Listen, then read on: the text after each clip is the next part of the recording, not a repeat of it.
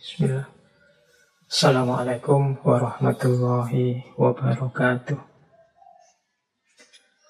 Bismillahirrahmanirrahim. Alhamdulillahi rabbil alamin. Wa bihi nasta'inu ala umuri dunya waddin. Allahumma sholli wa sallim wa barik ala habibina wa syafi'ina Sayyidina wa maulana Muhammadin wa ala alihi wa ashabihi wa man tabi'ahum bi ihsanin ila yaumiddin. Amma ba'du. Bismillah. Mari kita lanjutkan ngaji kita, rutinan kita setiap Rabu malam Kamis. Semoga jerih payah kita, usaha kita untuk nambah ilmu, nambah wawasan setiap minggunya mendapat perkenan, mendapat ridho dari Allah, sehingga membuahkan ilmu yang manfaat. Sering saya sampaikan di berbagai kesempatan bahwa kuncinya hidup ini di level apapun ya ilmu. Ilmu itu dikombinasikan dengan apapun, hasilnya mesti positif. Kebalikan dari ilmu itu kebodohan. Sebaliknya dari kebodohan, kalau dia dikombinasikan dengan apapun, hasilnya bisa negatif. Kemiskinan itu kalau ketemu ilmu melahirkan watak qanaah. Jadi watak yang menerima apapun keputusan Allah, merasa cukup dengan apapun yang dimiliki. Jadi miskin plus ilmu melahirkan qanaah. Sebaliknya, miskin plus kebodohan itu bisa melahirkan kebalikannya, yaitu keserakahan, kejahatan. Jadi tidak terima kalau dirinya miskin, dia mengeluh, menuntut, gimana caranya aku harus segera cepat kaya. Bisa-bisa melahirkan kejahatan kalau tidak ada ilmunya. Sebaliknya juga begitu. Ilmu kalau kombinasi dengan kekayaan, dia bisa melahirkan banyak kebaikan, inovasi-inovasi, hidup yang harmoni karena paham untuk berbagi. Jadi ilmu plus kekayaan melahirkan hidup yang lebih produktif, inovatif. Sebaliknya, kekayaan plus kebodohan, lawannya ilmu, dia bisa melahirkan kerusakan-kerusakan. Karena orang tidak ngerti, apalagi orang jahat, kok modalnya banyak, wah ini dunia bisa tambah rusak. Ilmu kok kombinasi dengan kekuasaan, hasilnya indah, keadilan. Tapi kebalikannya ilmu, kebodohan, kalau dia kombinasi dengan kekuasaan, bisa lahir kezaliman, kediktatoran. Orang punya kuasa kok bodoh, itu bisa entah sadar entah tidak menzalimi orang lain. Ilmu plus agama, ya lahirnya istiqomah. Jadi orang ngerti benar baiknya agama dan secara sadar menjalaninya. Ini ilmu yang kombinasi dengan agama. Sebaliknya, kalau ada kebodohan yang kombinasi dengan agama, ya lahirnya banyak kita temui. Kerusakan-kerusakan, kejahatan-kejahatan yang dilakukan justru atas nama agama. Apalagi, boleh, apapun bisa jadi contoh untuk dikombinasikan dengan ilmu atau dikombinasikan dengan kebodohan untuk menunjukkan bagaimana pentingnya ilmu. Jangan sampai kita menjalani hidup ini dalam kegelapan, dalam kebodohan. Disinilah maka setiap awal ngaji selalu saya tekankan, yuk ditingkatkan gairah belajarnya, semangat untuk nambah ilmu, nambah wawasannya. Baik, bismillah. Malam hari ini kita bertemu tokoh terakhir yang kita bahas di tema teknologi. Karena 3 tokoh minggu-minggu kemarin semuanya dari barat, malam hari ini saya bawa yang dari timur. Salah satunya saja, tapi mungkin yang akan datang kita angkat juga tokoh-tokoh timur yang lain termasuk dari tradisi Islam. pandangan-pandangan tentang sains dan teknologi.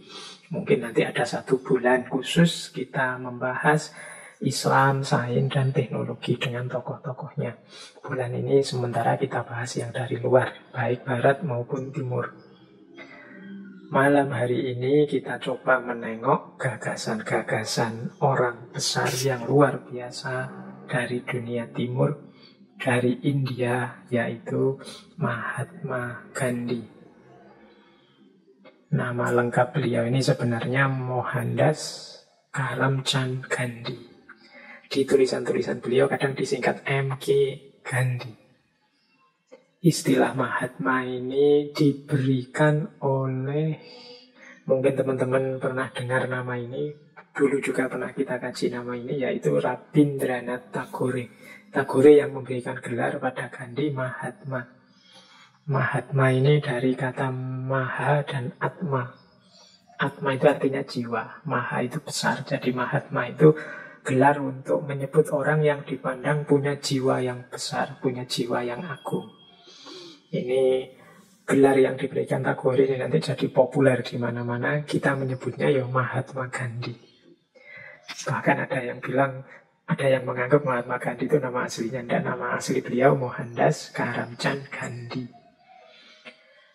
Nah, beliau ini insya Allah teman-teman pernah mendengar namanya, ngerti kisah beliau. Malam hari ini kita angkat beberapa gagasan beliau yang berhubungan dengan sains dan teknologi. Beliau ini kelahiran Gujarat, India. Kalau mendengar nama daerah Gujarat, mungkin yang belajar masuknya Islam ke Indonesia pasti pernah mendengar nama Gujarat ini. Karena dulu para ulama, para da'i yang menyebarkan Islam ke Indonesia sebagian berasal dari Gujarat atau transit di Gujarat, India. Nanti beliau meninggal di Delhi, kelahiran 1869, nanti beliau meninggal tahun 1948. Meninggalnya karena dibunuh oleh pengawalnya sendiri, namanya Nathuram Godse. Pengawalnya ini membunuh Gandhi karena tidak suka Gandhi ini kok sering membela umat Islam. Dia ini yang membunuh ini seorang nasionalis Hindu. Dia tidak senang Gandhi kok rukun amat tuh sama orang Islam. Nah, dia tidak senang, pinginnya yang dibelai ya. Karena Gandhi sendiri seorang Hindu, ya harusnya membela Hindu dong. Tapi Gandhi ini seorang nasionalis sejati. Gandhi termasuk tokoh yang tidak suka nanti India pecah jadi 2, India dan Pakistan. Beliau ini ya sejak muda aktivis untuk kemerdekaan, tapi beliau agak kecewa ketika nanti belakangan kok malah pecah. Beliau inginnya ya nationnya India itu tetap utuh satu. Tapi akhirnya mungkin karena tekanan banyak pihak, juga Inggris yang saat itu berkuasa, memecah India dan Pakistan dengan logika sederhana, yang Muslim-Muslim nanti ditaruh di India, yang di Pakistan, yang Hindu di India. Karena 2 kelompok ini sering tawuran, sering gegeran, sama-sama militannya. Nah, Gandhi ya, aslinya keilmuan beliau ini hukum. Beliau belajar hukum di Inggris. Nanti setelah lulus jadi pengacara. Kemudian beliau pergi ke Afrika Selatan untuk praktek pengacara. Tapi sayangnya di sana beliau mengalami berbagai pengalaman diskriminasi ras. Yang zaman itu teman-teman mungkin pernah dengar ya istilah apartheid. Jadi beliau mengalami kerasnya rezim apartheid yang sangat diskriminatif terhadap orang-orang kulit hitam. Akhirnya beliau balik ke India, memutuskan untuk jadi aktivis politik saja. Karena beliau melihat dengan punya kekuasaan politik bisa mengontrol, bahkan juga mengubah hukum-hukum yang mungkin punya kecenderungan diskriminatif. Nah, jadi mungkin di antara teman-teman ada yang punya pandangan politik itu kotor, politik itu rusak. Tapi sebenarnya politik juga bisa jadi alat kita untuk mengatasi kedoliman, menegakkan kebenaran. Nah, visinya Gandhi ini itu, dia pindah ke ranah politik dalam rangka kalau saya punya kuasa politik, saya bisa mengubah hukum-hukum yang diskriminatif ini biar menjadi manusiawi lagi. Kalau ada di antara teman-teman yang punya visi seperti ini, silahkan masuk ke politik. Tidak hanya karena kepentingan sesaat atau sebagai karir untuk mengumpulkan uang, numpuk kekayaan, tapi ada visi kemanusiaannya. Seperti yang dilakukan oleh Gandhi. Beliau ini bahkan terkenal punya karakter gerakan politik yang anti kekerasan. Ini zaman itu, bahkan mungkin zaman sekarang ini tidak terbayangkan bagaimana kita melawan, bagaimana kita resisten, memberontak, tapi tanpa kekerasan. Sekarang pun sekedar demo, unjuk rasa aja kadang-kadang kita akan penuh dengan adegan-adegan kekerasan. Tapi bagi banyak orang, Gandhi ini sukses dengan politik anti kekerasannya. Sehingga jalannya nanti diikuti banyak orang. Misalnya mungkin teman-teman pernah dengar nama Martin Luther King Jr. atau Nelson Mandela yang terinspirasi oleh gerakannya Gandhi ini. Nanti ada istilah namanya Satyagraha. Satyagraha ini jalan kebenaran. Ini yang jadi hitohnya perjuangan Gandhi. Dulu pernah kita bahas juga tentang Gandhi ini. Khususnya tentang pandangan-pandangan humanistiknya. Khususnya tentang pandangan anti kekerasannya. Saya lupa di sesi ngaji filsafat yang keberapa itu saya membahas Mahatma Gandhi. Tapi malam hari ini yuk kita lanjutkan sebentar sedikit. Kita tambahi wawasan tentang Gandhi, khususnya yang berhubungan dengan sains dan teknologi. Bagi saya tokoh-tokoh teknologi yang kita bahas bulan ini itu sebenarnya visinya adalah untuk ngerem hasrat dan ambisi kita untuk lari cepat di ranah teknologi sehingga banyak hal terlewatkan, khususnya hal-hal yang berhubungan dengan kemanusiaan. Mulai Lewis Mumford, Paul Virilio, minggu lalu ada Donna Haraway. Ini kan bagi saya bukan berarti mereka ini anti teknologi, tapi manusia harus memperhatikan efek-efek, dampak-dampak, atau apapun yang terlewatkan karena begitu cepatnya kita lari di ranah teknologi. Betapapun teknologi itu kan harusnya alat yang memudahkan kita. Kalau itu alat, harusnya kita yang memperbudak menggunakan teknologi, tidak sebaliknya. Kritik-kritik kemarin-kemarin tentang teknologi itu kan sebaliknya. Ternyata manusia hari ini itu malah diperbudak oleh teknologi. Nah, gagasannya Gandhi nanti mengarah ke situ juga, cuma dengan wawasan yang lebih luas, karena Gandhi membahas teknologi tidak hanya di level teknologinya, tapi juga nanti masuk ke ranah sosial, ranah budaya, dan ranah-ranah kemanusiaan yang lain, sehingga wilayah yang lain ini bisa jadi pertimbangan sejauh mana kita sebenarnya harus mengembangkan teknologi. Oke, baik, mari kita mulai. Monggo teman-teman yang mau menyiapkan ubo-rambenya kajian kita malam hari ini. Ya karena kita masih jarak jauh, kopinya disiapkan sendiri, cemilannya disiapkan sendiri, posisinya juga disiapkan sendiri. Keuntungannya kalau jauh kayak gini kan teman-teman bisa sambil tiduran, atau mungkin juga sambil tidur beneran. Nanti didengerin lagi rekamannya. Sambil ngobrol, sambil ngopi juga asik. Baik, bismillah, kita mulai. Yang pertama, saya awali dulu ya dari prinsip-prinsip kunci menurut saya yang bisa kita teladani dari keseluruhan gagasan termasuk perilaku yang dijalani oleh Mahatma Gandhi. Yang pertama, ini prinsip-prinsip positifnya. Jadi beliau, menurut saya, gagasan-gagasan beliau punya 3 ciri yang jadi kunci dalam hidup.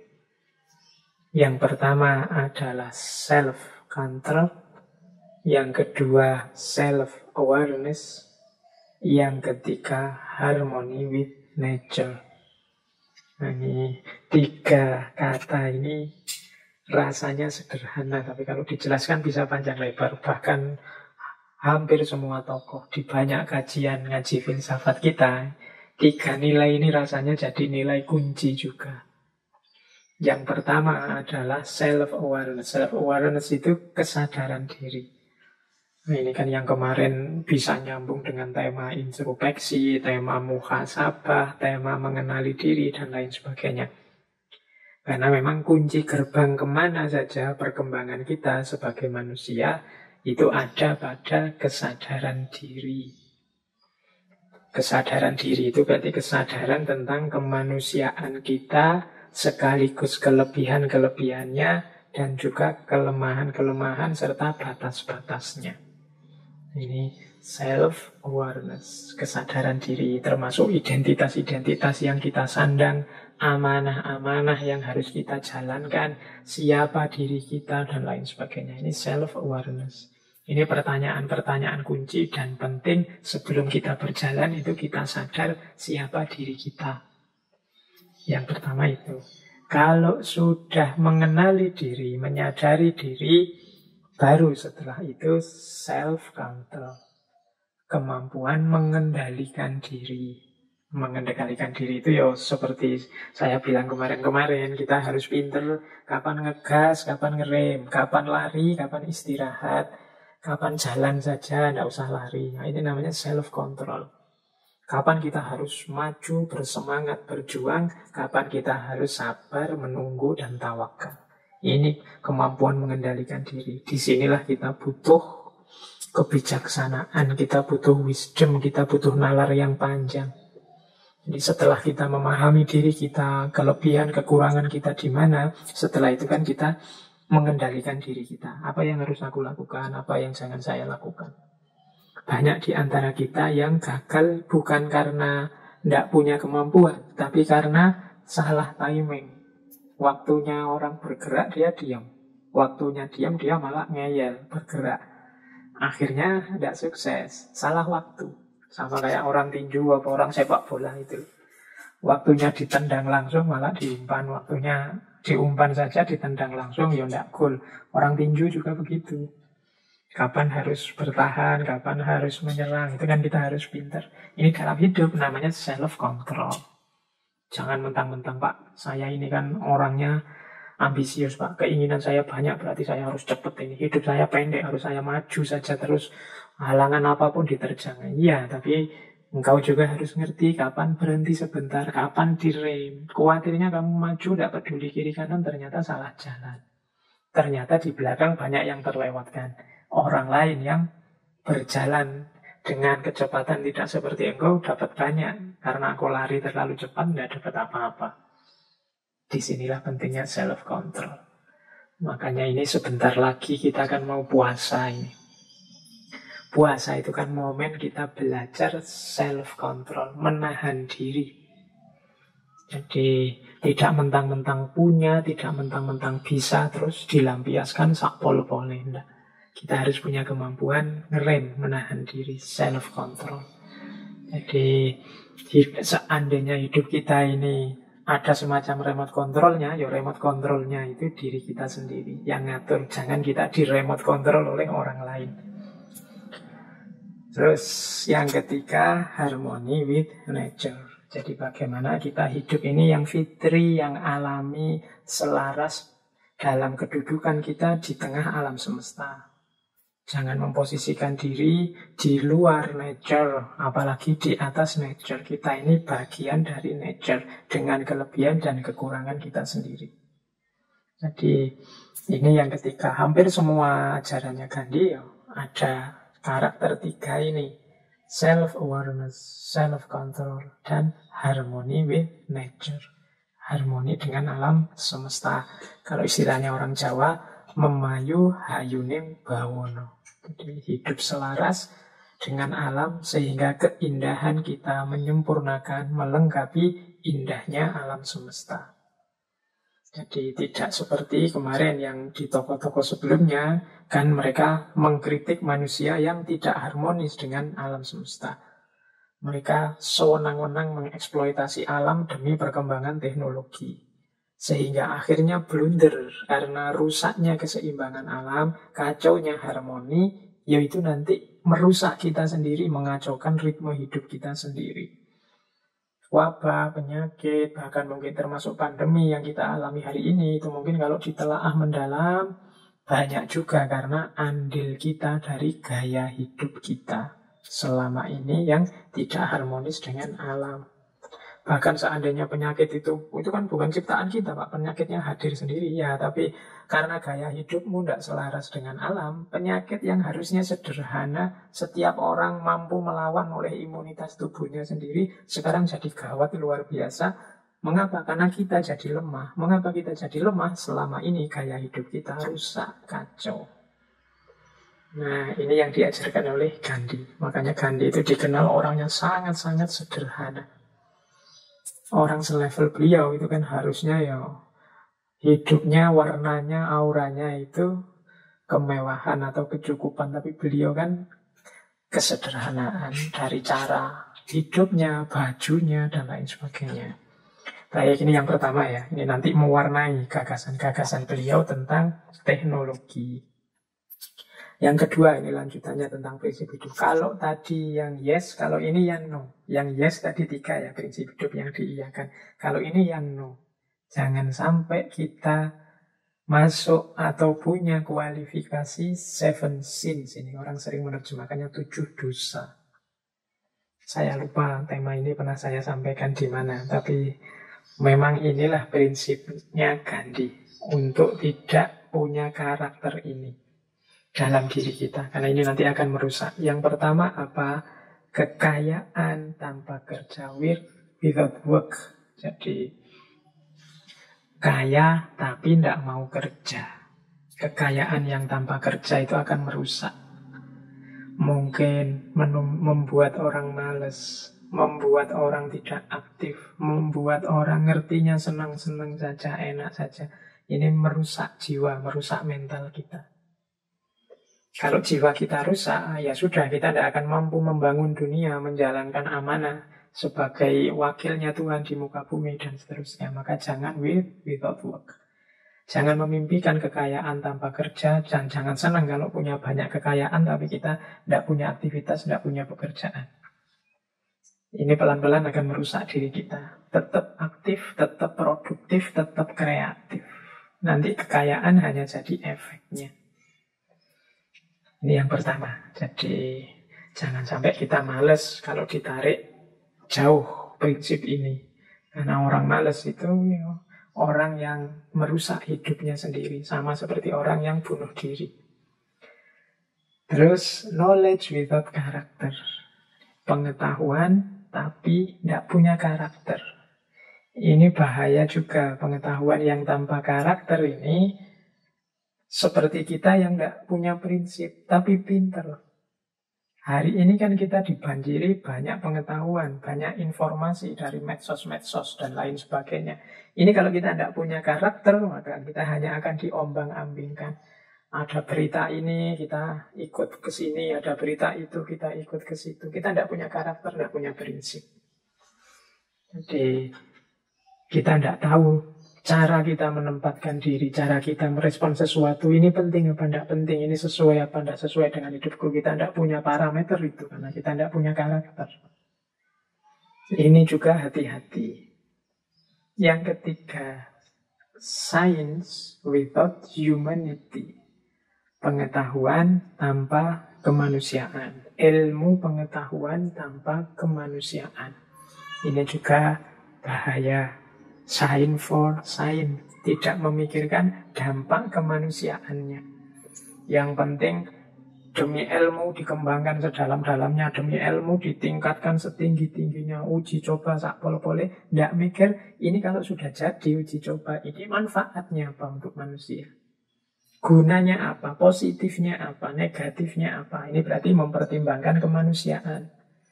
Wong sains teknologi itu kan kita yang mengembangkan. Harusnya dia punya kontribusi yang positif untuk kehidupan kita. Jangan sampai sains without humanity. Apapun sainsnya, termasuk ilmu-ilmu eksakta lah, ilmu-ilmu sosial, humaniora.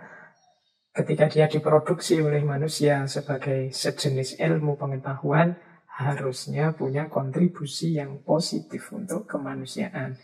Tidak, malah jangan sampai juga ilmunya tambah, teknologinya meningkat, tapi kemanusiaan semakin turun. Hidup sebagai manusia semakin tergerus. Wajah kita sudah bukan lagi wajah manusia, mungkin wajah robot yang mekanis, mungkin wajah binatang, bahkan mungkin wajah setan karena isinya hanya dengki dan ingin menjatuhkan yang lain. Nah, ini sign without humanity. Kemudian politik without principle. Jadi politik yang nggak punya prinsip. Politik yang hanya ingin enak saja, numpuk kekayaan saja, menang saja di atas yang lain. Prinsipnya hanya menang kalah. Aku harus menang, yang lain harus kalah. Ini juga bahaya untuk kehidupan kita. Jadi politik yang tidak punya visi. Politik yang dijadikan pekerjaan, karier. Sebagai yang utama. Nah, kalau dia sebagai yang berarti tidak ada lagi target selain itu. Apalagi mempertimbangkan kemanusiaan. Ini juga hati-hati. Bisa membahayakan hidup kita. Kemudian pleasure without conscience. Senang tanpa kesadaran.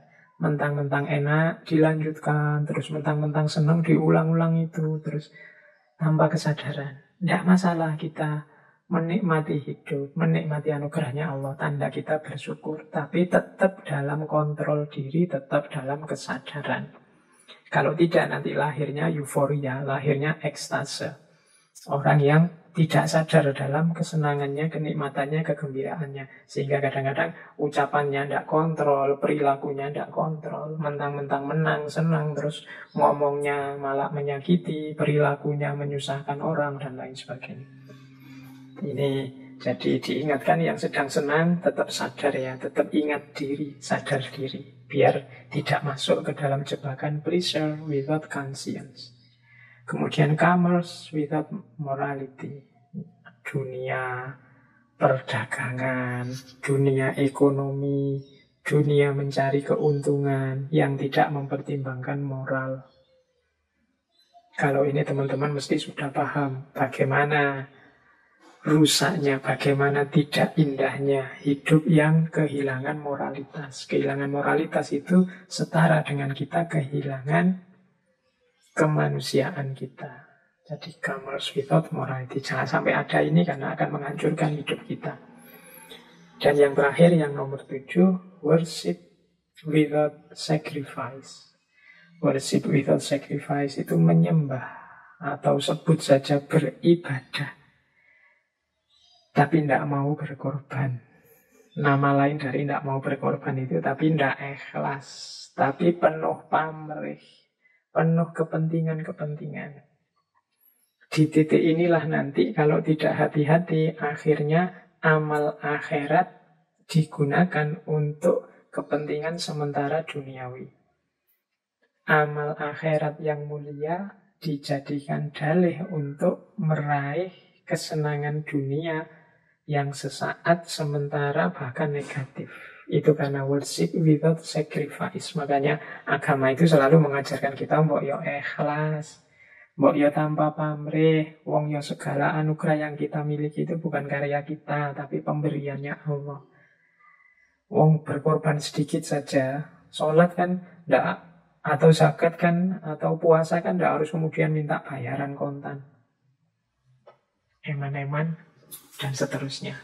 Jadi worship without sacrifice itu maksudnya ya mari kita beribadah, menjalani agama secara ikhlas. Tidak karena pamrih-pamrih yang sifatnya pinggiran, tidak penting. Eman-eman kehidupan mental, spiritual kita. Ini juga akan merusak hidup kita. Oke, baik. Jadi ini prinsip yang no ya. Jangan sampai ada ini dalam hidup kita.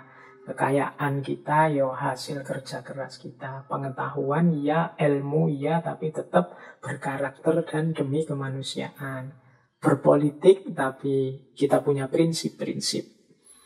Kebenaran, kebaikan, keindahan, harmoni yang ingin kita wujudkan dalam kehidupan berbangsa, bernegara. Senang oke, menikmati hidup oke, tapi tetap harus sadar dalam kendali kesadaran. Berusaha di ranah ekonomi mencari keuntungan boleh, tapi tetap bermoral. Dan beribadah menyembah Allah ya, tapi harus siap berkorban. Tidak semuanya digantungi pamrih-pamrih. Oke, itu ya dasarnya, prinsip-prinsip. Baik prinsip yang yes maupun prinsip yang no. Semoga bisa ditangkap oleh teman-teman. Nah, sekarang kita masuk ke sains dan teknologi. Yang pertama, sekarang kita coba tengok apa sih sains itu di mata seorang Mahatma Gandhi. Gandhi bilang begini, apakah sains itu? Hakikatnya sains adalah pencarian kebenaran, hukum-hukum dasar yang mengatur alam semesta. Jadi berarti ilmu pengetahuan itu berarti menurut Gandhi ya sebenarnya hasil dari kita mencari, memahami hukum alam ini. Baik hukum materi, hukum sosial, hukum jiwa psikologi, hukum ekonomi, hukum politik. Semuanya kan ada pola-polanya. Kalau bahasanya agama ada sunnatullahnya. Dengan pola inilah alam semesta ini beredar, berkembang. Kita manusia mengejar, memahami pola-pola ini untuk nantinya kita daya gunakan, kita manfaatkan demi kemaslahatan yang lebih luas, lebih besar. Itulah sebenarnya sains.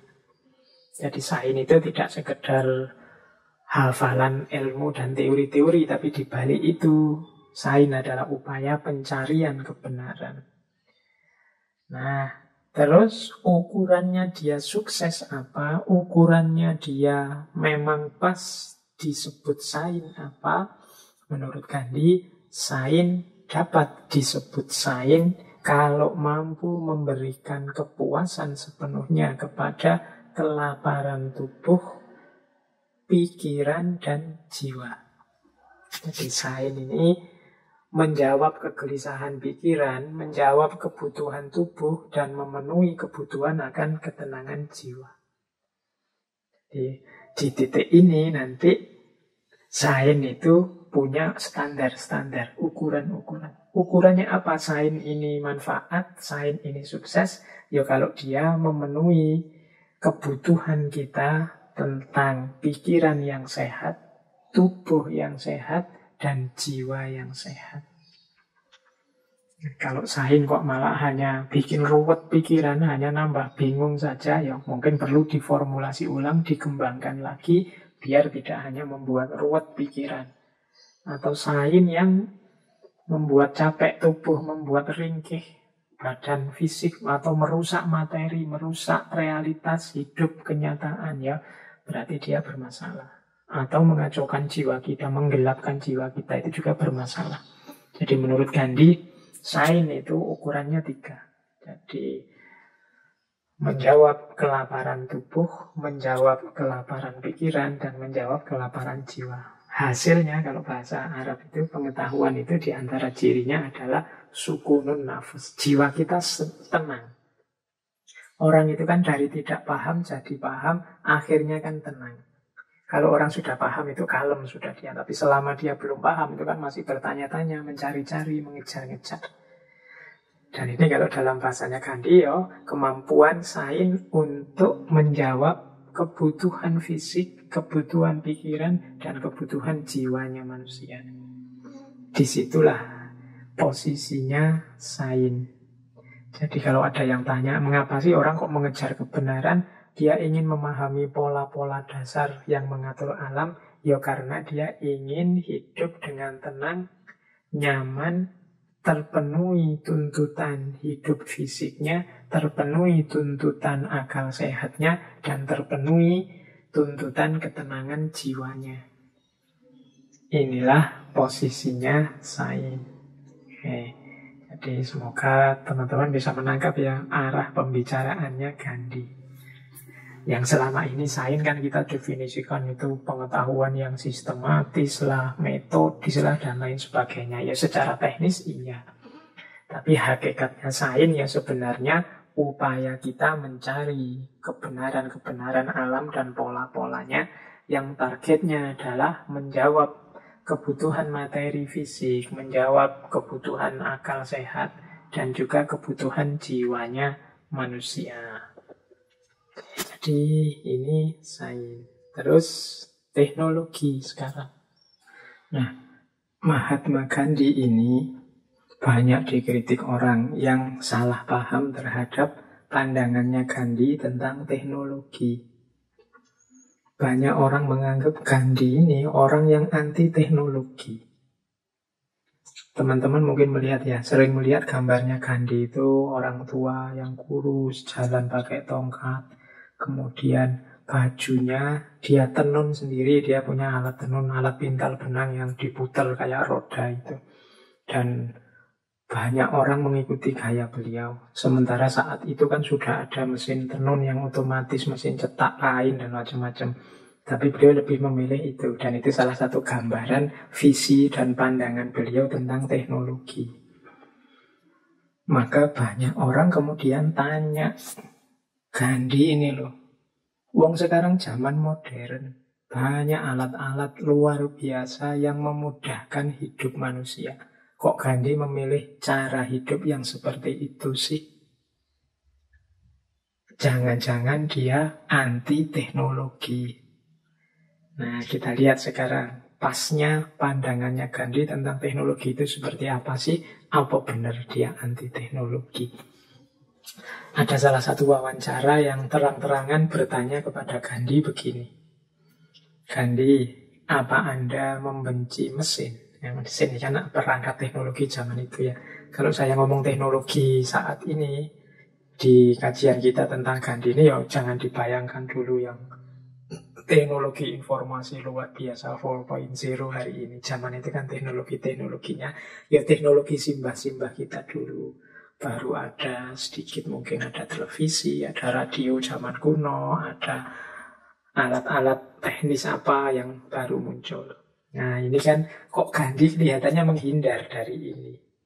Maka ada yang tanya pada Gandhi, Gandhi, apa Anda membenci mesin? Tanya wartawan pada Gandhi. Gandhi menjawabnya begini, tubuhku ini tidak lain adalah sebentuk mesin juga yang kompleks. Bagaimana aku bisa anti mesin? Nah, ini jawaban dari pertanyaan itu retoris. Apa mungkin ada orang anti mesin? Wong yo tubuh kita ini kan kerjanya jantung, ginjal, usus dan macam-macam ini kan seperti mesin, seperti sebuah mesin yang rumit. Tidak mungkin orang bisa anti mesin. Alat pintalku yang tadi saya ceritakan, yang gambar roda itu, bahkan tusuk gigi ini, katanya Gandhi, misalnya adalah juga mesin. Jadi tegasnya tidak mungkin ada orang kok anti mesin. Dilanjutkan begini oleh Gandhi, aku tidak membenci mesin, namun aku benci kesukaan yang berlebihan kepada mesin. Jadi dengan kalimat yang berbeda, aku tidak membenci mesin, tapi aku benci kalau ada orang hidupnya tergantung kepada mesin. Aku tidak suka mesin yang melemahkan kekuatan manusia. Ada yang membicarakan tentang mesin yang mampu menghemat kerja manusia. Sementara ribuan orang tercampak ke pinggir jalan tanpa pekerjaan. Nah, kalau ini mengkritik di ranah sosial ekonomi. Pengembangan teknologi hari ini menciptakan mesin yang menggantikan posisi manusia, itu apa sudah memperhatikan orang yang selama ini bekerja di situ, yang sekarang posisinya digantikan oleh mesin. Ribuan orang tercampak ke pinggir jalan jadi pengangguran. Ini keluhannya Gandhi. Oh iya sih, memang bagus mesin itu mampu menghemat tenaganya manusia. Tapi ini loh orang-orang yang kemudian di PHK semua, disingkirkan semua dari pekerjaannya. Terus gimana? Apa kita juga berpikir tentang itu? Iya, itu kata-kata selanjutnya. Aku ingin tenaga dan waktunya manusia dapat dihemat. Namun bukan hanya untuk sekelompok orang, namun untuk semua manusia. Maksudnya apa? Yalah, kalau ada mesin, tenaga manusia hemat memang menguntungkan. Tapi mbok yo jangan menguntungkan hanya sekelompok orang saja. Tidak bisakah diatur menguntungkan semua orang? Kalau yang mesin-mesin yang menggantikan manusia tadi, ini sebenarnya sudah ada di analisisnya Karl Marx dulu tentang kapitalisme. Semakin pemilik modal mampu efektif menggunakan mesin, maka kemudian terjadi PHK besar-besaran. Dan semakin mereka bisa ini, semakin mereka kaya. Yang kaya semakin tambah kaya, yang miskin semakin tambah miskin. Kata Gandhi selanjutnya, aku ingin kekayaan tidak hanya terakumulasi di tangan beberapa orang, namun juga untuk semua orang. Nah ini mulai kelihatan visinya Gandhi. Saya tidak anti teknologi, saya tidak anti mesin. Tapi mbok yo pengembangan teknologi, pengembangan mesin-mesin itu mempertimbangkan situasi kemanusiaan. Jangan hanya jalan saja, maju saja. Ya nanti hasilnya memang menguntungkan. Tapi buat apa kalau hanya menguntungkan 1-2 orang? Kalau hanya yang kaya semakin kaya, yang miskin semakin terpinggirkan. Nah ini namanya pandangan kritik teknologinya kayak Gandhi. Oke, ya nanti kritik juga bisa dikritik lagi. Tapi kan paling tidak kita mulai paham ini. Saya khawatirnya gagasan-gagasan seperti Gandhi ini entah berapa tahun yang akan datang akan laku lagi karena kita kehabisan sumber daya alam. Kita hari ini terlalu rakus, terlalu serakah sehingga banyak nanti sumber-sumber daya alam itu tidak lama lagi akan habis. Kemudian kita baru sadar pentingnya gagasan Gandhi ini tentang kesadaran pengembangan teknologi yang manusiawi. Baik, kita lanjutkan. Ini kalimatnya Gandhi selanjutnya. Mesin memiliki tujuannya sendiri dan mereka akan selalu seperti itu berbagi ruang dengan kita. Namun mereka jangan sampai meruntuhkan kontribusi manusia sampai unit terakhir. Jadi maksudnya, ya kita ini hari ini memang hidup kita berbagi ruang dengan mesin-mesin. Tapi semoga tidak nanti semua ruang hidup kita dipenuhi mesin sampai kita sebagai manusia tersisihkan. Mungkin secara fisik kita tidak tersisihkan, tapi secara sistem hidup kita tersisihkan karena kita total diatur oleh mesin. Ini yang dikhawatirkan oleh Gandhi. Ya karena itu di awal-awal modern ya ilustrasinya masih sederhana. Misalnya ini katanya Gandhi, ditemukan alat bajak yang canggih. Ya, alat untuk membajak sawah maksudnya. Alat membajak yang canggih ini alhamdulillah efektif. Kerja para petani lebih ringan.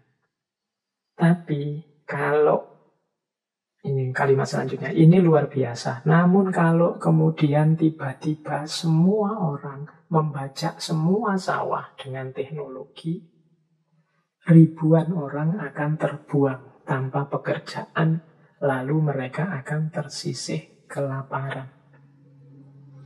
Mungkin kita akan jawab, yo Pak, memang zamannya seperti ini Pak. Ya salahnya mereka sendiri tidak terdidik, salahnya mereka sendiri bisanya hanya jadi buruh tani. Inilah yang oleh Gandhi disebut teknologi yang tidak mempertimbangkan kemanusiaan tadi. Science without humanity. Padahal kreasi manusia di ranah teknologi ini kan untuk memudahkan, untuk mengefektifkan, untuk menghemat, sehingga manusia ini bisa semakin maju, semakin berkembang. Tapi kalau ini hanya untuk sekelompok orang saja, sementara banyak orang yang lain justru tersingkirkan eksistensinya, justru habis hidupnya gara-gara itu, ini Gandhi minta ya dipertimbangkan lagi. Ya bukan berarti menolak alat baja itu, tapi nasib mereka ini loh. Jangan mentang-mentang sudah punya mesinnya, orangnya dibuang.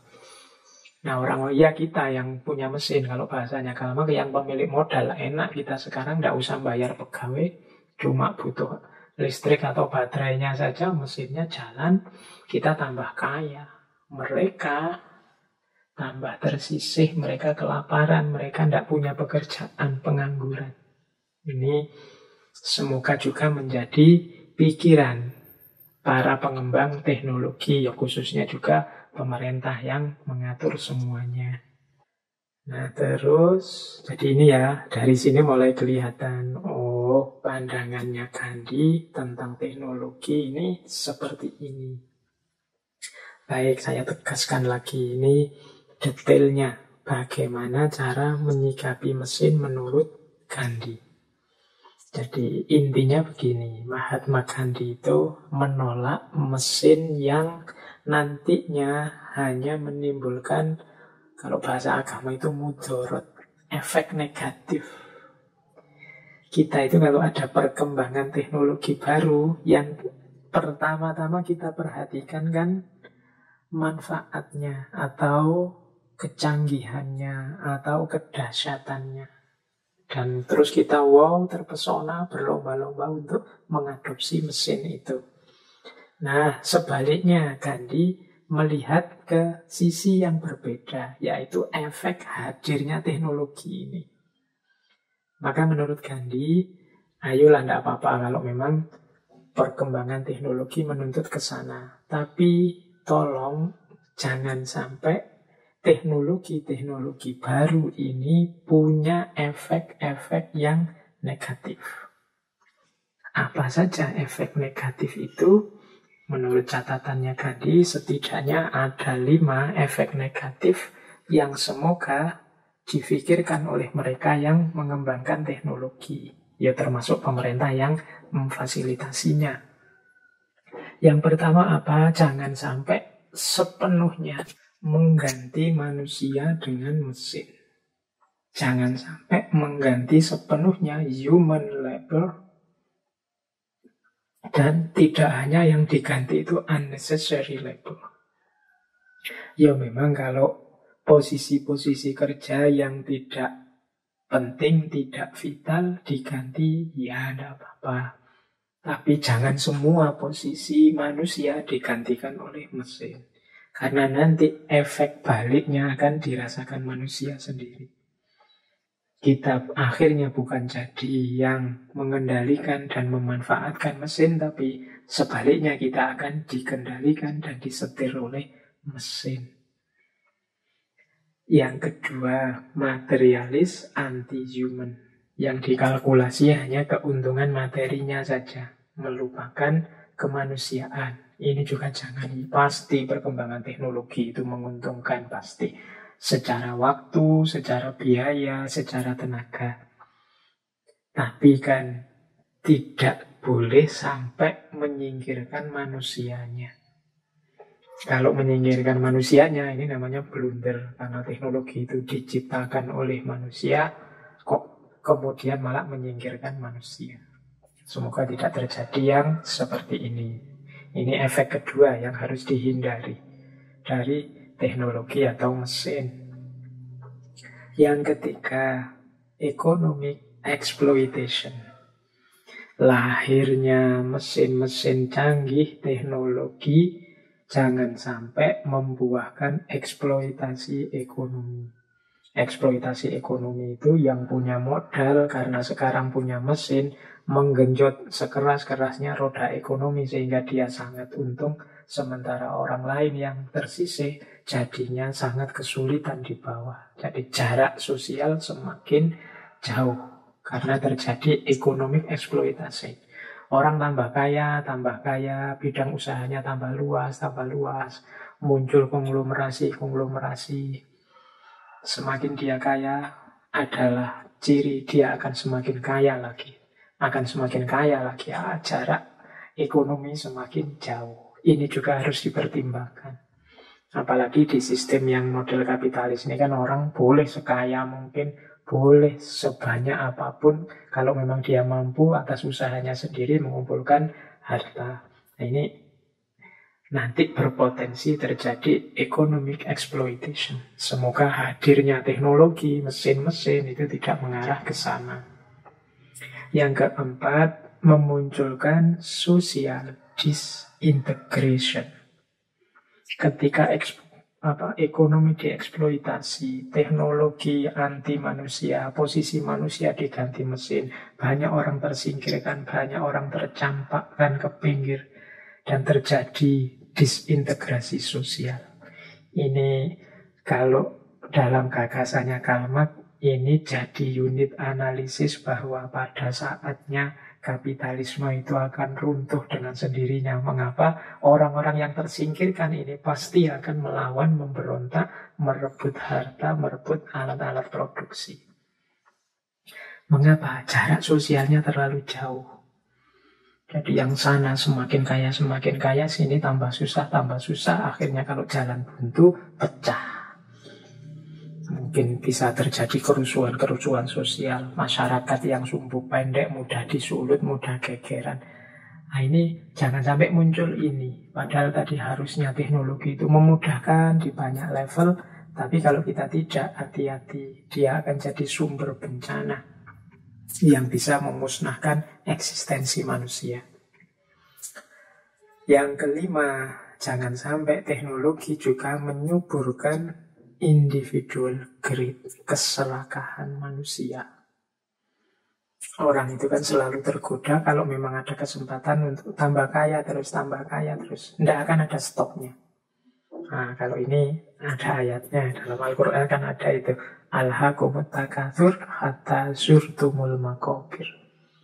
Jadi kalian akan berlomba-lomba banyak-banyakan harta sampai terlena, tidak sadar kita terlibat dalam kompetisi untuk takasur dan tidak ngerti batas. Enak punya kekayaan, dapat harta itu tidak ada merasa cukup. Para konglomerat itu kalau ditanya, Bapak ini kan sudah punya apa saja, kira-kira masih ada yang diinginkan? Pasti masih ada, masih ingin ini, ingin itu, membereskan ini, membereskan itu, masih. Individual greed, jangan sampai teknologi membuahkan individual greed. Ini juga akan jadi blunder. Teknologi yang harusnya meningkatkan kualitas, menjamin hidup manusia, jangan sampai justru menghancurkan kehidupan manusia itu sendiri.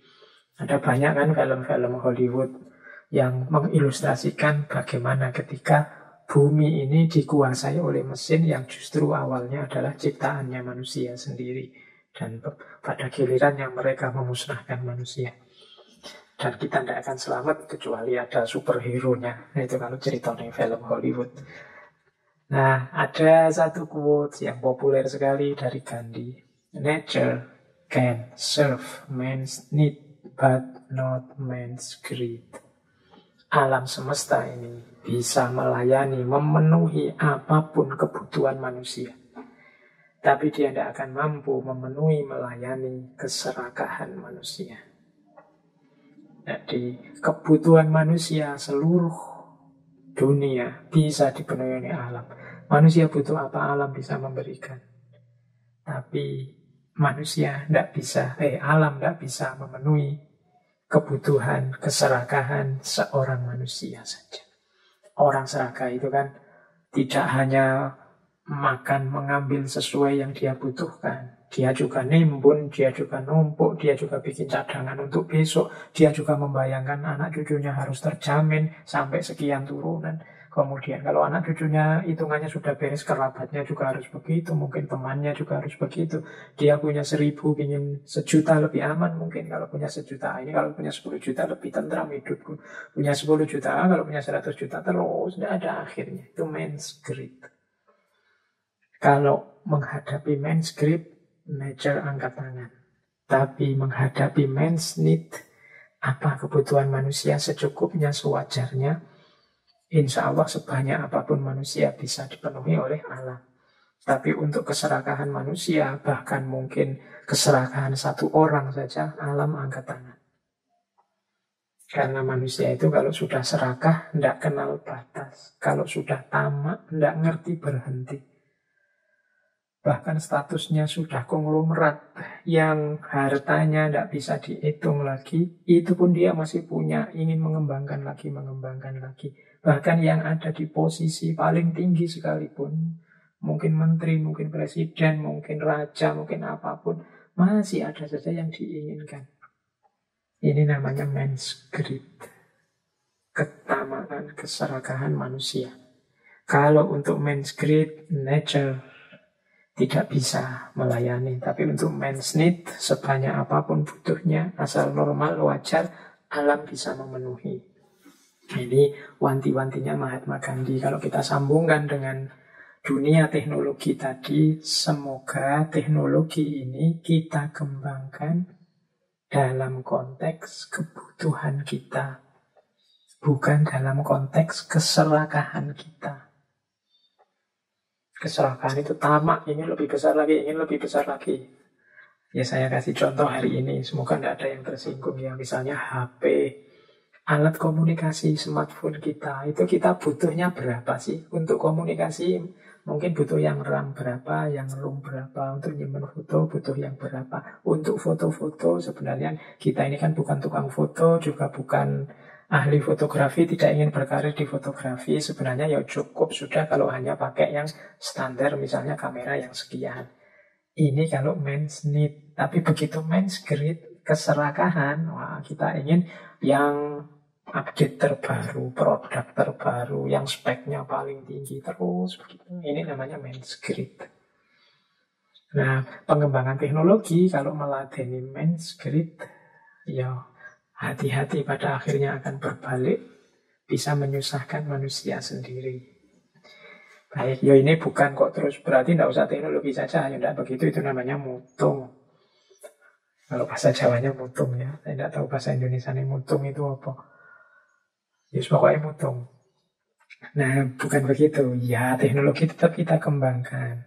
Tapi distribusinya, pemanfaatannya, strategi pengembangannya harus mempertimbangkan nilai-nilai kemanusiaan plus kebutuhan real normal kita. Maka nanti dari situ Mahatma Gandhi punya konsep 5 prinsip untuk bagaimana kita memanfaatkan teknologi. Ini semoga bisa jadi perhatian kita. Yang pertama apa? Prinsip pemanfaatan teknologi itu versinya Gandhi. Yang pertama, semoga teknologi tidak menyingkirkan nilai-nilai tradisional yang jadi dasar hidup kita. Itu tradisional saya kasih tanda petik ya, biar tidak salah paham. Maksudnya apa? Ya, teknologi masuk, oke. Hidup jadi lebih mudah, oke. Tapi mbok kita jangan kehilangan nilai-nilai yang selama ini sudah kita yakini sebagai utama, mulia, baik. Yo, meskipun sudah ada HP, bukan berarti kan kita cukup silaturahim lewat HP saja. Kalau memang mungkin ya silaturahim fisik, menjalin kedekatan, menjalin keintiman. Ini yang dimaksud, jangan sampai menghilangkan nilai-nilai kebaikan, kebenaran, keindahan yang selama ini sudah kita yakini sebagai dasar hidup. Terus tapi sekarang corona Pak, ya contoh normal ini. Sekarang kan situasinya sedang tidak normal. Jadi kalau ada situasi pengembangan teknologi, tidak harus kemudian demi teknologi kita korbankan nilai-nilai tradisional atau nilai benar, baik, buruk yang selama ini kita yakini sebagai pasti benar.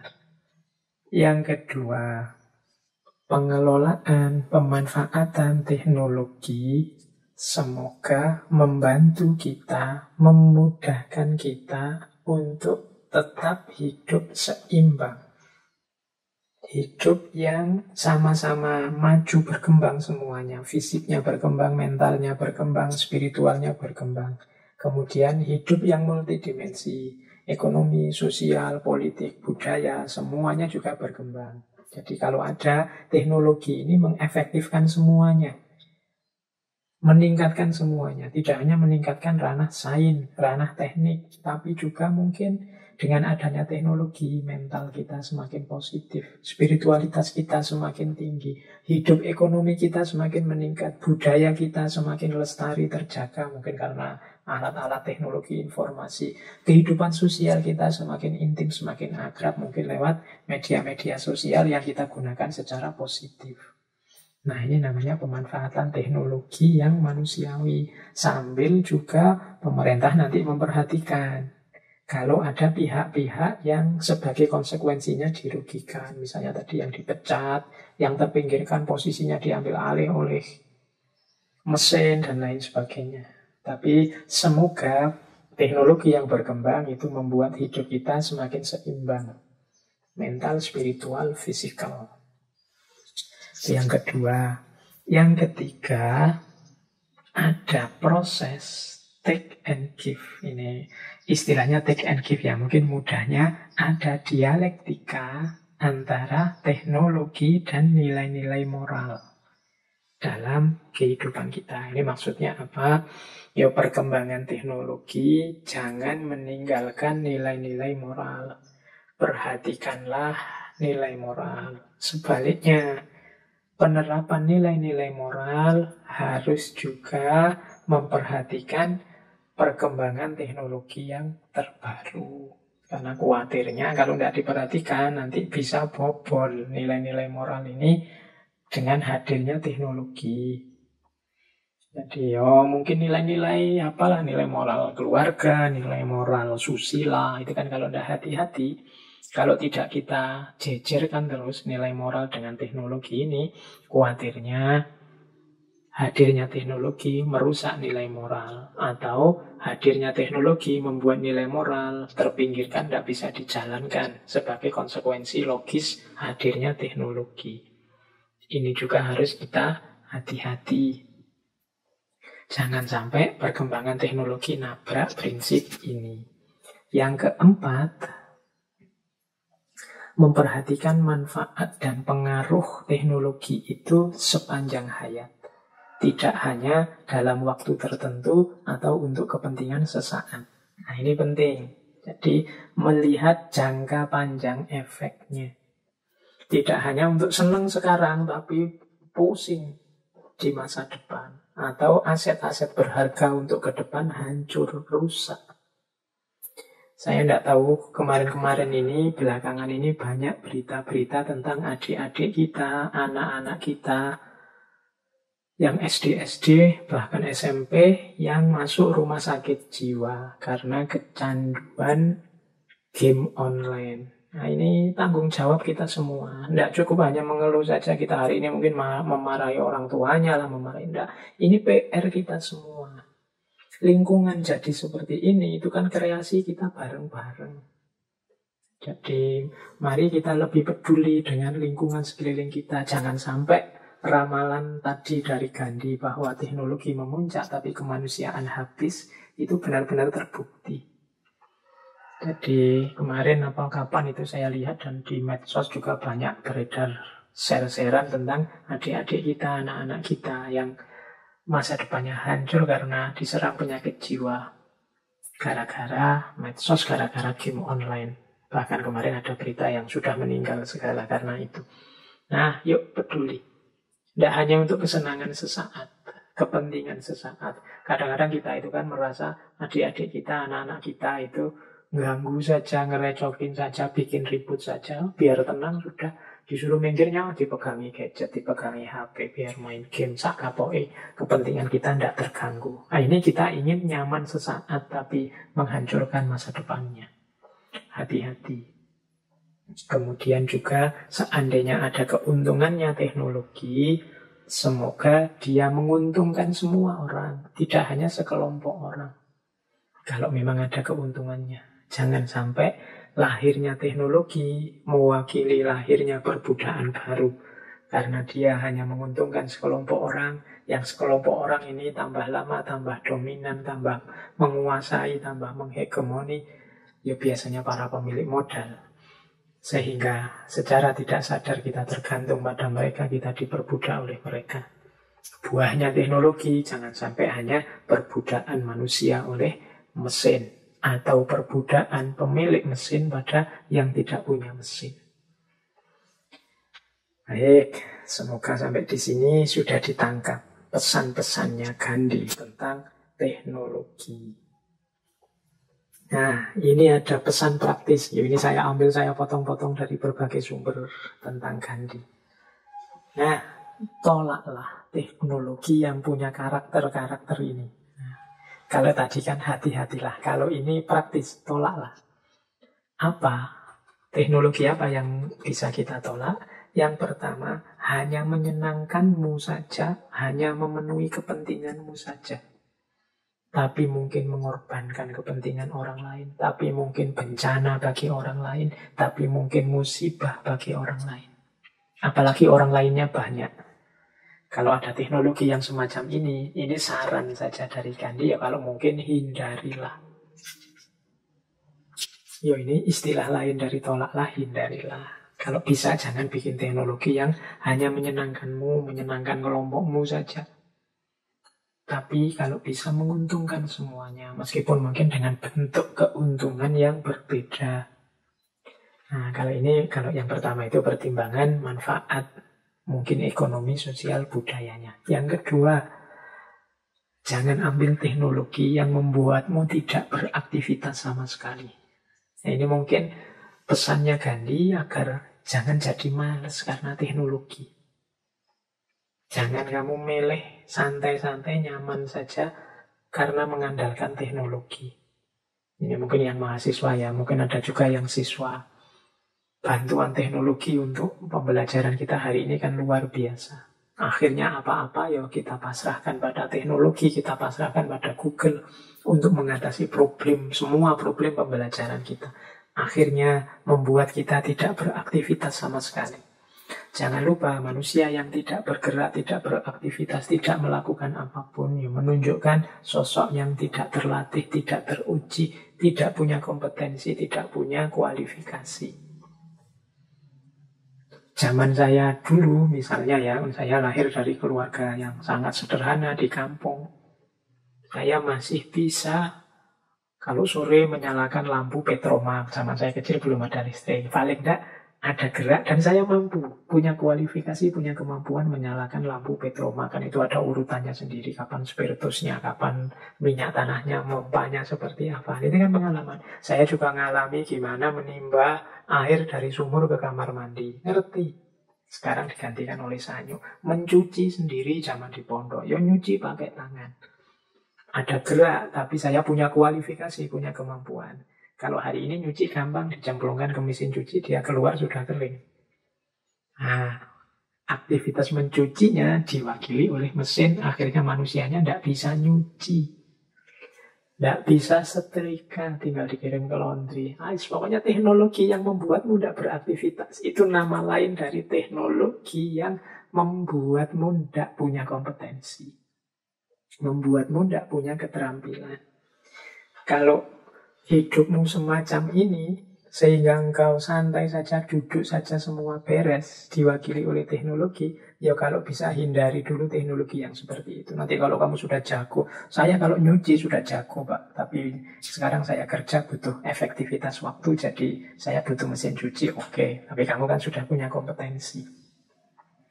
Jadi hindari teknologi yang membuatmu malas, membuatmu tidak mengoptimalkan potensi-potensi aktif, potensi positif yang ada dalam dirimu. Hindari teknologi, ini saya baca sekaligus nomor 3 sama nomor 4, yang mempengaruhi psikologimu dan menuntunmu, memperkuatmu dalam kegelapan. Mempengaruhi psikologi itu berarti membangun citra orientasi hidupmu yang positif jadi negatif. Kemarin sebelum ada Google, saya rajin membaca Pak. Buku-buku saya kumpulkan, kalau sedang lowong saya membaca, tapi sekarang enggak, begitu ada Google, ada tugas, ya tinggal saya googling. Perilakumu berubah, dari rajin sekarang jadi tergantung. Atau membuatmu tambah kuat dalam kegelapan. Ya ini ilustrasinya banyak lah ya, mungkin kamu melakukan yang jelek-jelek, sekarang mudah, karena ada medsos juga, ada Google juga. Jadi dan yang terakhir, mengubah citra dan identitasmu di tengah masyarakat. Ya kalau kamu dari positif jadi negatif, ya nanti citramu di tengah masyarakat berubah. Jadi engkau yang semula jadi anak sopan, anak yang ramah, sekarang jadi anak yang cuek, tidak peduli. Ingin nyaman sendiri, enak sendiri. Nah ini berarti citra dan identitasmu di tengah masyarakat berubah. Alah. Jadi teman-teman ternyata ya tidak sesederhana itu kita rayakan perkembangan teknologi. Ada banyak hal yang kita perhatikan, kita pertimbangkan. Oke, sekarang kita masuk ke yang lebih elementer sehubungan dengan teknologi. Jadi Mahatma Gandhi ini dikenal sebagai tokoh yang merintis gagasan yang populer sekali. Meskipun hari ini istilah ini jarang dipakai, jarang muncul lagi, yaitu teknologi tepat guna. Nah, semoga teman-teman pernah ya mendengarkan istilah teknologi tepat guna ini. Kalau dalam bahasa Inggris ini pakai istilah biasanya appropriate technology atau non-konvensional teknologi atau alternatif teknologi atau cost effective teknologi atau low cost teknologi. Nah, dari istilahnya mungkin kelihatan ya maksudnya. Jadi, Mahatma Gandhi sendiri secara istilah memang tidak menyebut teknologinya itu sebagai appropriate teknologi atau non-konvensional teknologi atau alternatif teknologi, atau kalau di Indonesia sebutannya teknologi tepat guna. Ini istilah ini dulu zaman Orde Baru populer. Tapi yang dipraktekkan oleh Mahatma Gandhi dengan teknologi sederhana yang dimilikinya berbasis kondisi lokal masyarakat India saat itu, itulah yang sekarang disebut sebagai teknologi tepat guna. Nah, jadi nanti kita jelaskan lebih detail apa itu teknologi yang tepat guna. Teknologi yang basisnya kondisi lokal, sumber daya lokal, dan masyarakat lokal. Kalau di kita kan teknologi yang berkembang luar biasa tadi selalu datang dari luar masuk ke kita. Dikembangkan di sana-sana, kita hanya konsumennya saja. Itu yang membuat budaya peradaban kita didikte oleh mereka yang bikin. Ya apa ya yang orang yang memproduksi itu yang menentukan. Yang mengkonsumsi tinggal menikmati. Itu kan namanya didikte, nama lain dari dijajah. Nah, teknologi tepat guna itu teknologi yang melihat kebutuhan lokal, memanfaatkan sumber daya lokal sesuai dengan kondisi lokal dan kepentingan masyarakat lokal. Sekarang kita lihat dulu basis filosofisnya teknologi tepat guna ini. Di antara program-program perjuangannya Gandhi ada namanya Gram Swaraj. Gram Swaraj ini artinya, Swaraj itu artinya self-rule. Self-rule ini kalau bahasa Indonesia mandiri. Jadi kemampuan seseorang bersandar pada dirinya sendiri. Atau pakai istilah, kalau Bung Karno itu pakai istilah berdikari, berdiri di atas kaki sendiri. Jadi orang mandiri itu namanya Swaraj. Nah, gram itu desa, village. Jadi gram Swaraj itu village self-rule. Jadi membangun desa yang mandiri. Desa yang mungkin sederhana, tidak wow, tapi desa ini mampu memenuhi kebutuhannya sendiri. Ini proyek ini dalam perjuangannya Gandhi namanya Gram Swaraj. Nah, ini ada kalimat bagus dari Gandhi. Merekonstruksi desa kita tidaklah mungkin sampai kita sampai pada titik di mana mereka tidak lagi dieksploitasi.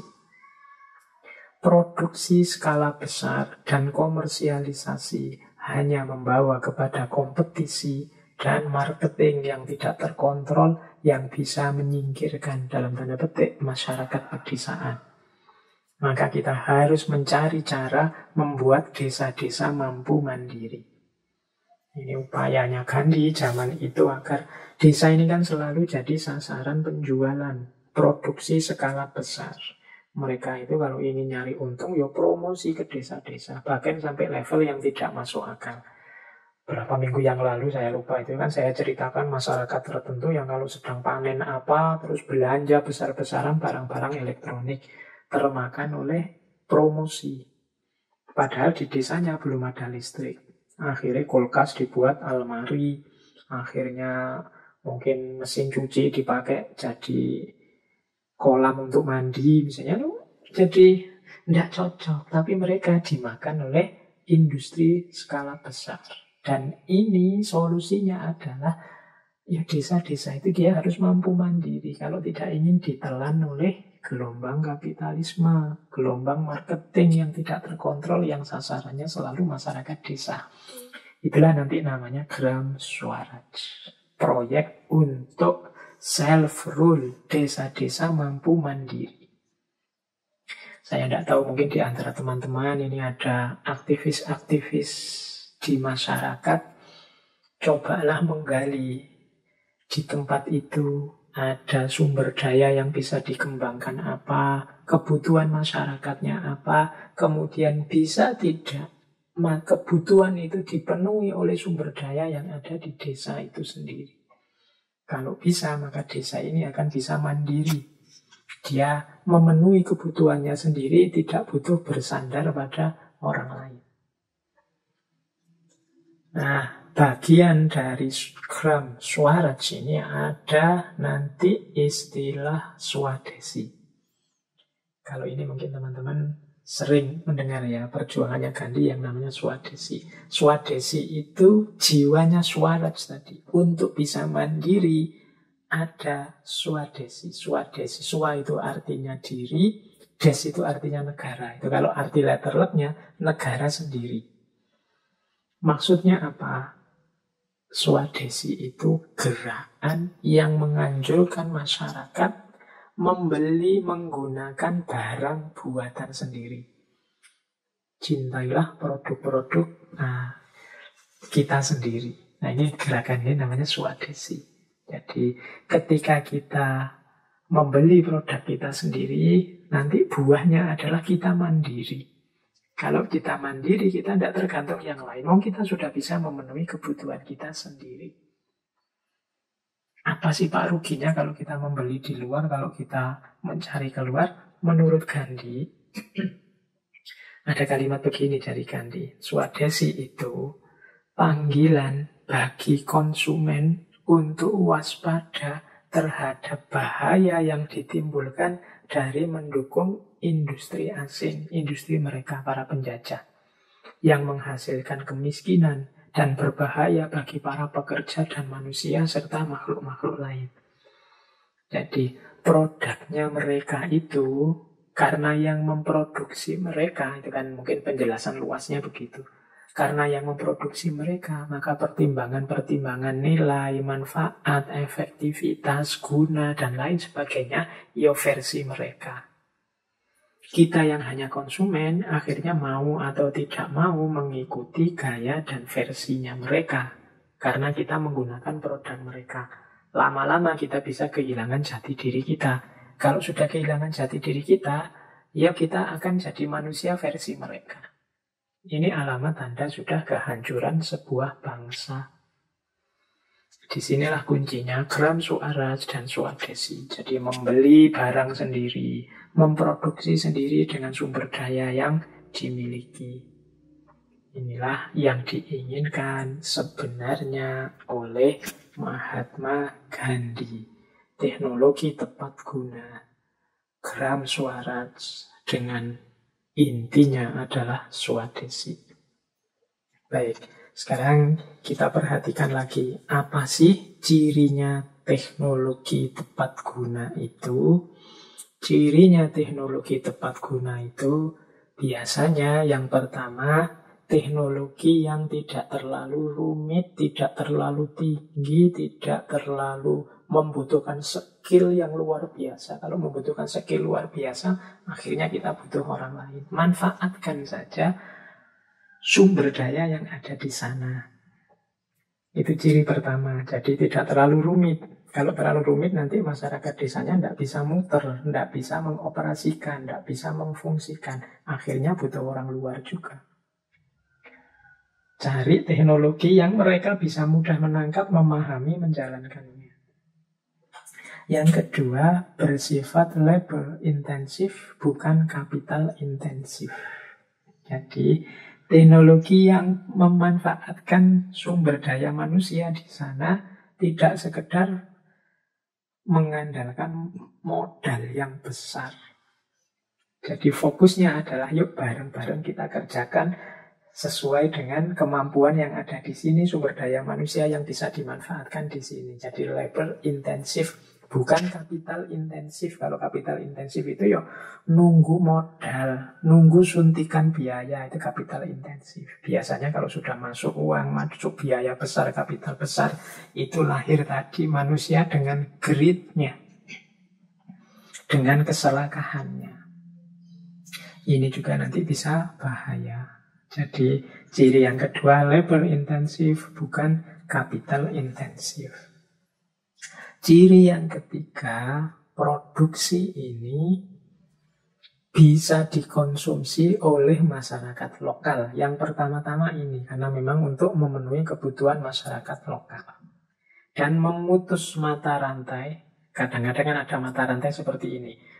Sebenarnya sumber daya di desa ini, di wilayah ini, di negara ini cukup. Bahan mentahnya ada di situ. Tapi karena SDM-nya tidak terlatih, terus diekspor dulu bahan mentah ini, diolah di luar sehingga jadi barang jadi, baru terus diimpor kembali ke kita. Nah, ini yang mubazir, proses produksi yang merugikan kita.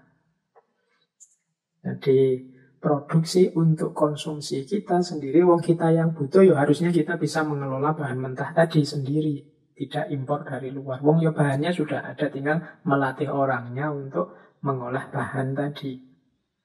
Nah, teknologi tepat guna itu teknologi yang bisa memutus mata rantai ini. Mata rantai ekspor bahan mentah dan impor barang jadi. Karena ternyata sumber daya kita untuk mengolahnya kurang mampu, kapasitasnya kurang. Sementara sumber daya resource alamnya itu memadai, bahan mentahnya ada. Nah, ini teknologi tepat guna itu fokus pada yang ini. Jadi sederhana, mampu dikelola oleh masyarakat lokal. Seandainya mungkin butuh pelatihan, ya tidak lama segera bisa dikuasai. Tidak butuh yang level S2, S3 teknik misalnya, tidak. Ini pelatihan sederhana saja. Kemudian dikembangkan dengan fokus labor intensif, bukan kapital intensif. Jadi fokus pada mengefektifkan sumber daya manusia yang ada, bukan banyak-banyakan modal, banyak-banyakan biaya. Dan yang terakhir, memutus mata rantai tadi. Jadi kita kirim bahan di kita keluar, nanti digarap orang lain. Kalau sudah jadi, kita beli lagi, kita impor lagi dengan harga yang jauh lebih mahal. Nah, ini antara lain cirinya teknologi tepat guna. Contohnya apa yang sering diilustrasikan dalam teknologi tepat guna versinya Gandhi adalah ini, Charkha. Charkha itu yang ada gambarnya, itu alat pintal benang. Itu. Jadi ini diputer nanti bisa memintal benang. Dan Gandhi ini menjalankan proyek ini itu untuk melawan produk-produk dari Inggris yang menghegemoni. Mereka juga masif karena ya mesin untuk produksi kainnya pasti jauh lebih canggih. Tapi Gandhi ini mengumpulkan orang-orang yang pengangguran, dipecat oleh pabrik di masyarakat sehingga tidak punya pekerjaan karena hadirnya mesin-mesin. Ini kalau dalam sejarahnya bisa ribuan orang yang diangkat, yang bisa bekerja seperti yang dilakukan oleh Gandhi ini. Jadi bisa lahir semacam pabrik kain yang baru, tapi tradisional versi mereka. Tujuannya untuk memenuhi kebutuhannya sendiri, tidak muluk-muluk.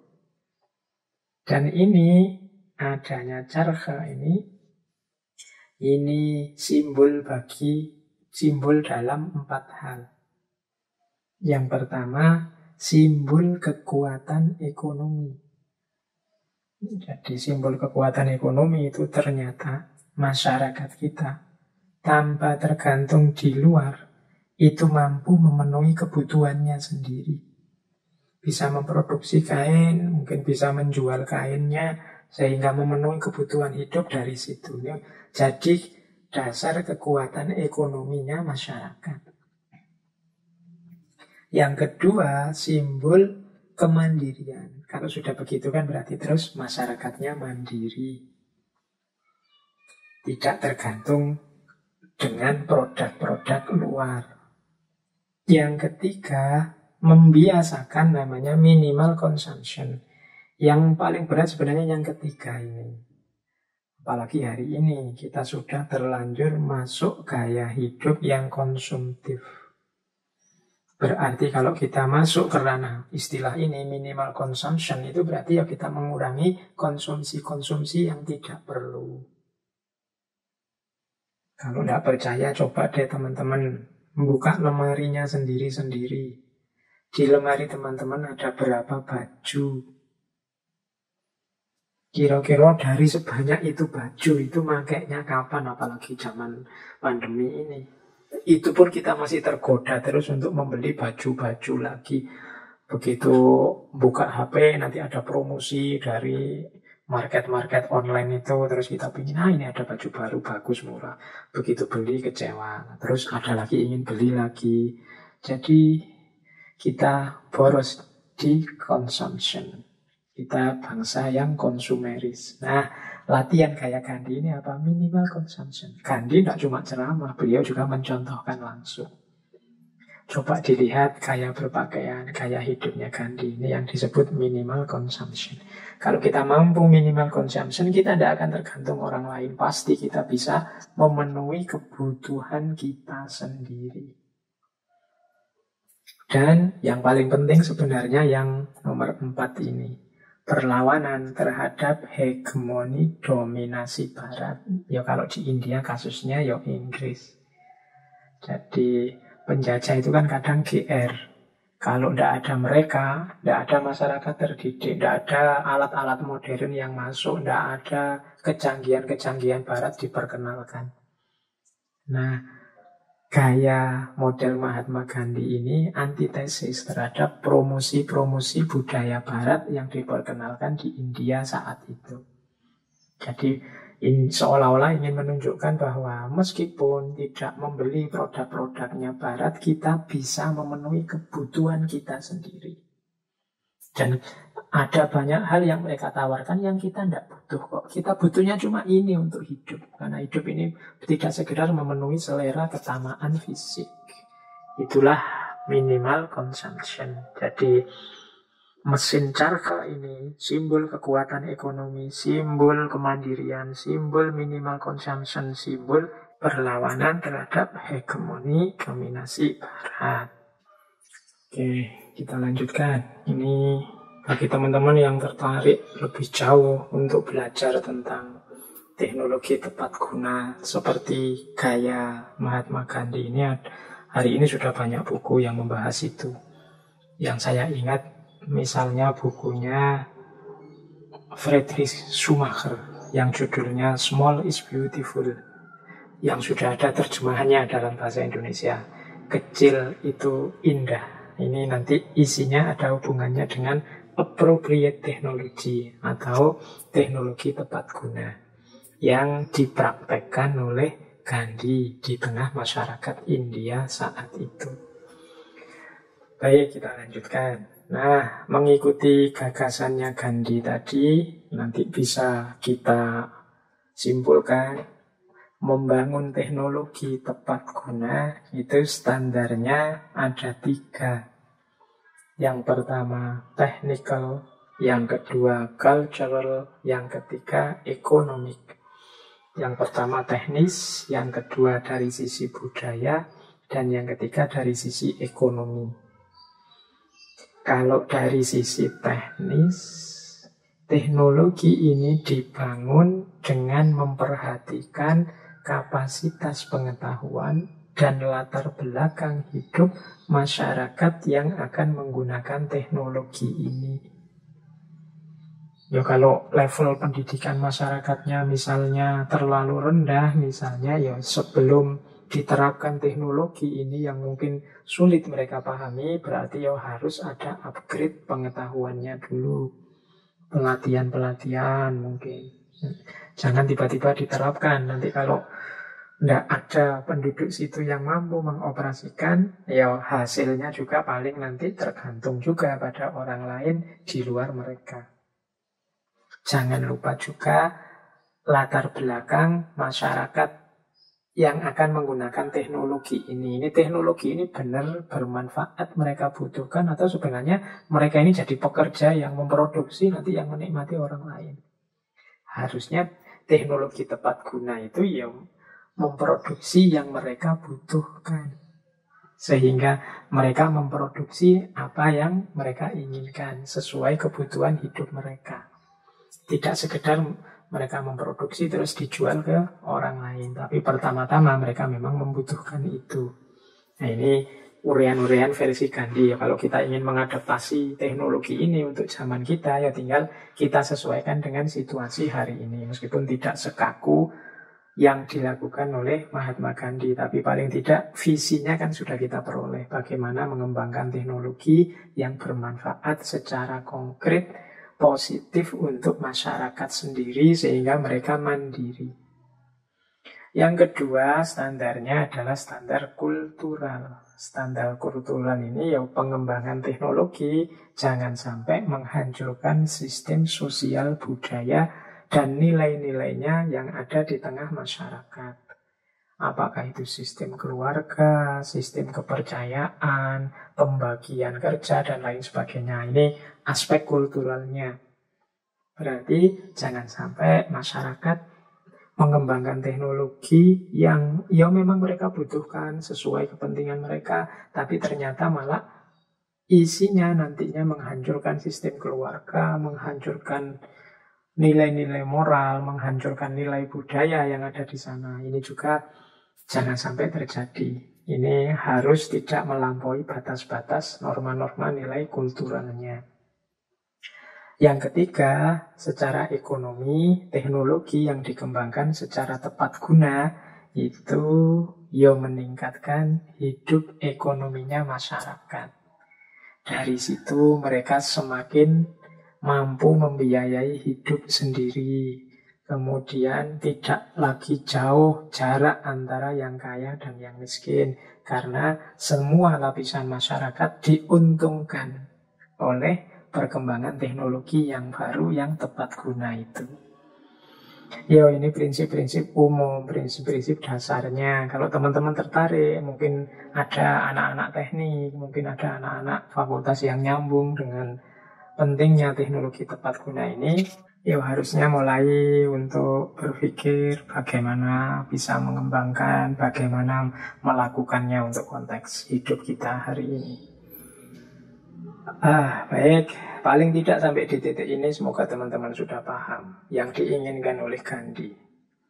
Kira-kira teknologi macam apa, yang cirinya seperti apa, yang patut kita adopsi, kita kembangkan dalam konteks kemandirian kita. Oke, nah meskipun begitu, ada biasanya proyek-proyek semacam ini, hal-hal yang menghalangi kesuksesannya. Ini ada kajian yang menyebut sulitnya mengembangkan teknologi model tepat guna ini. Antara lain ada 4 penghalang kesulitannya. Penghalang yang pertama apa? Biasanya tidak siapnya masyarakat. Karena banyak masyarakat itu yang pokoknya ingin jadi saja, ingin nyaman saja, ingin enak saja.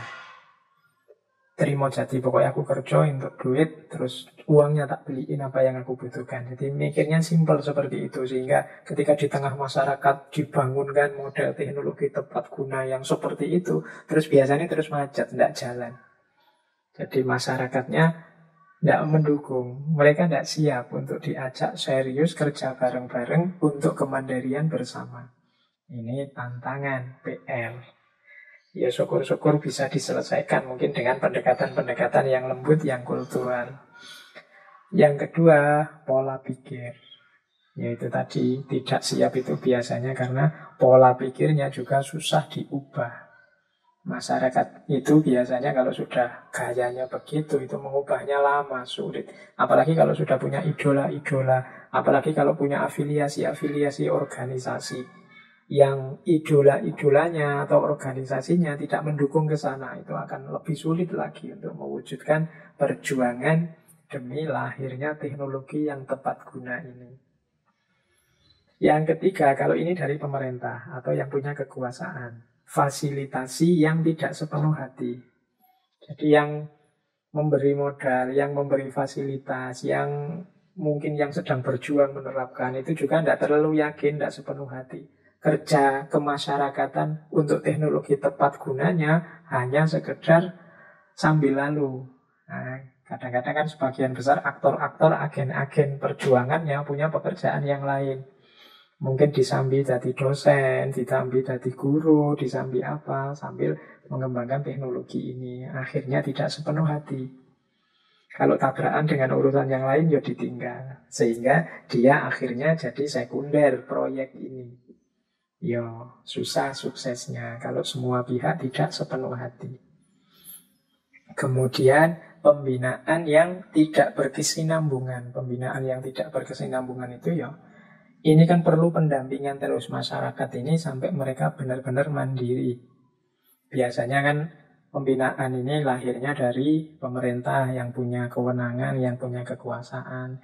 Biasanya ya awal-awal semangat, nanti belakangan kalau sudah tidak jadi berita mulai turun gairahnya, semangat perjuangannya siapapun.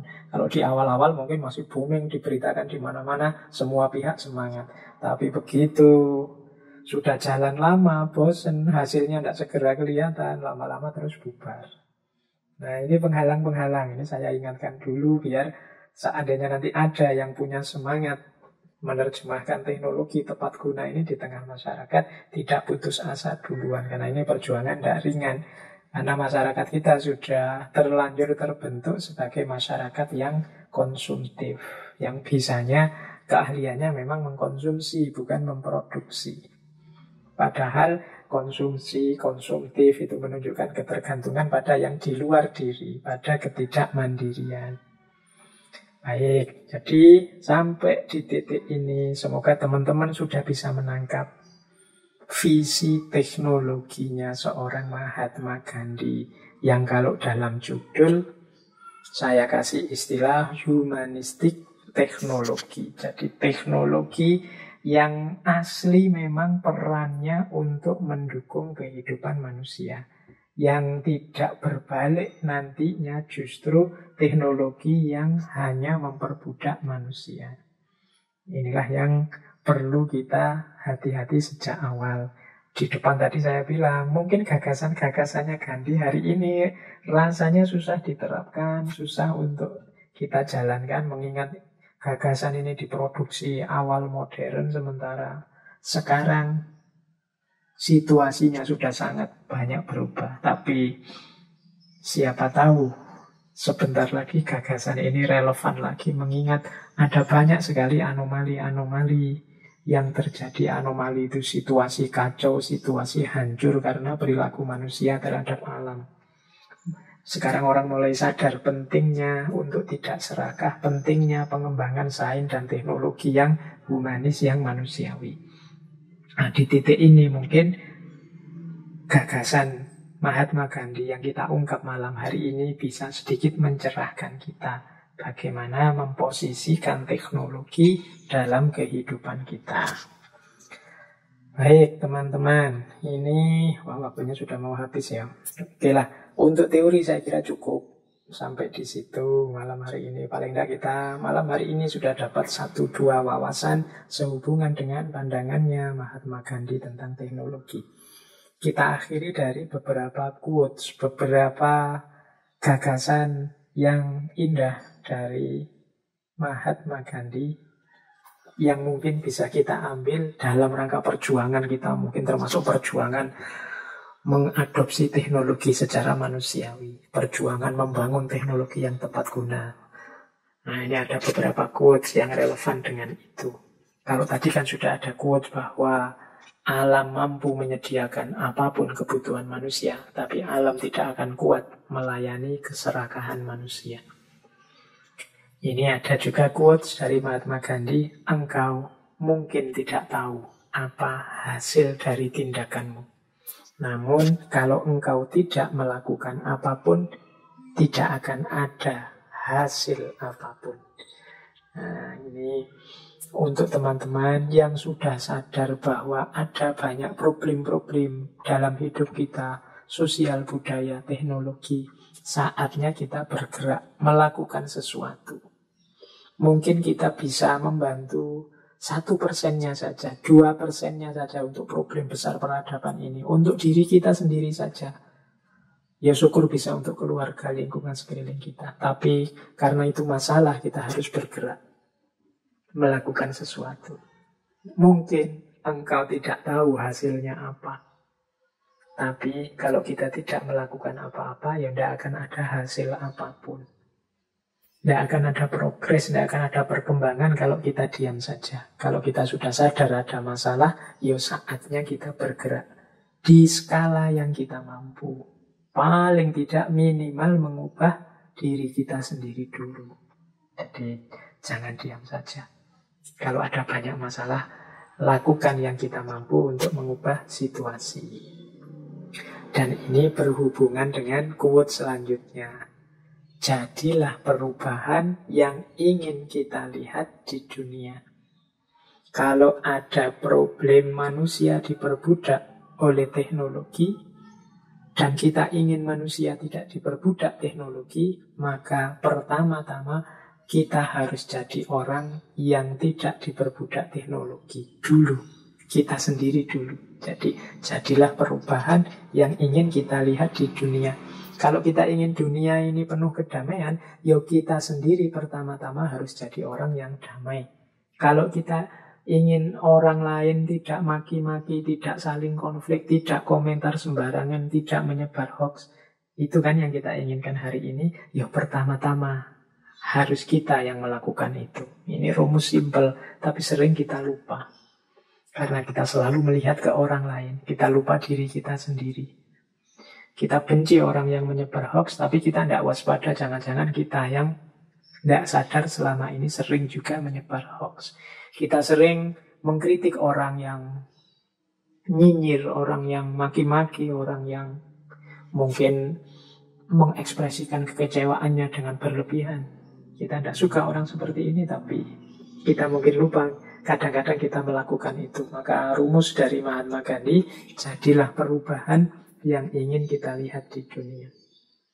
Kita sendiri pertama-tama yang harus berubah. Keprihatinan-keprihatinan soal teknologi tadi yang hari ini semakin menghebat, solusi pertama paling awal adalah kita sendiri dulu, bukan orang lain. Kalau sudah sukses dalam kita, baru ke yang lain.